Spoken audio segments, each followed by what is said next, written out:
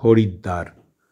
গঙ্গা এই স্থানে হিমালয়ের পার্বত্য অঞ্চল থেকে সমতলে নেমে আসে, শুরু হয় নদীর মধ্যগতি।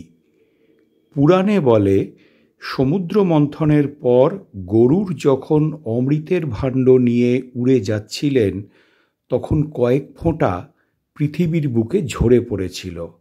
সেটি এইখানে, হরিদ্বারের হর কি পৌড়ির ঘাটে, আরও নির্দিষ্ট করে বললে ব্রহ্মকুণ্ডে। সেই জন্যে সারা দেশের মানুষ হরিদ্বারে গঙ্গা স্নান করার জন্য ছুটে আসেন।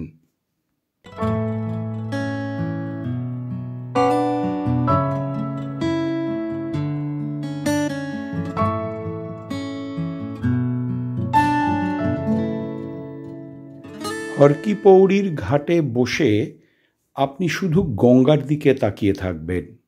আপনার 24টা ঘন্টা কোথা দিয়ে কেটে যাবে আপনি বুঝবেনও না। দিনের বিভিন্ন সময়ে গঙ্গার বিভিন্ন রূপ। এটি সকালবেলার ছবি।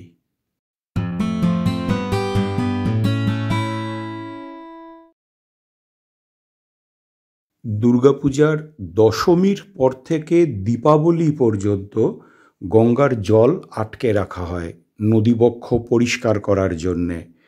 তো গঙ্গায় জল কম থাকুক, কিন্তু মানুষের ভিড় কমে না। ওই যে বলে, প্রসাদ কণিকা মাত্র। মা গঙ্গার এক ফোঁটা জলই মানুষের পরম কাম্য, তাতেই মানুষের কাজ চলে যায়।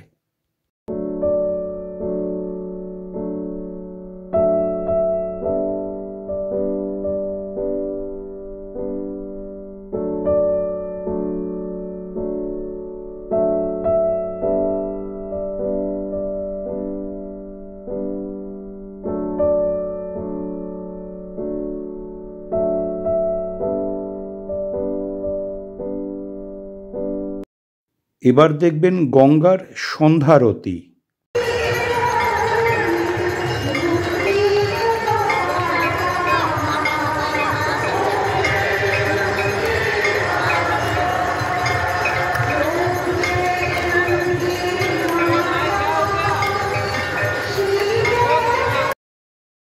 হরিদ্বারের বিখ্যাত দৃশ্য, সন্ধ্যারতির পর গঙ্গায় প্রদীপ ভাসানো।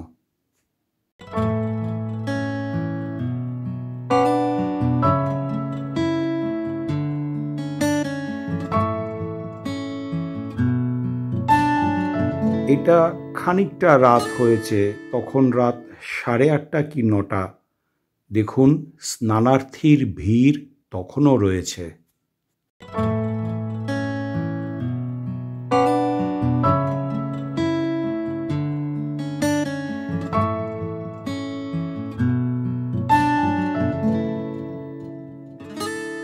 রাত আরও বেড়েছে। ঘাটের মন্দির একটা দুটো বন্ধ হয়েছে, আবার কিছু কিছু খোলাও আছে। ঘাট অনেক ফাঁকা হয়ে গেছে, কিন্তু জনহীন হয়নি, আর বন্ধ হয়নি স্নানও।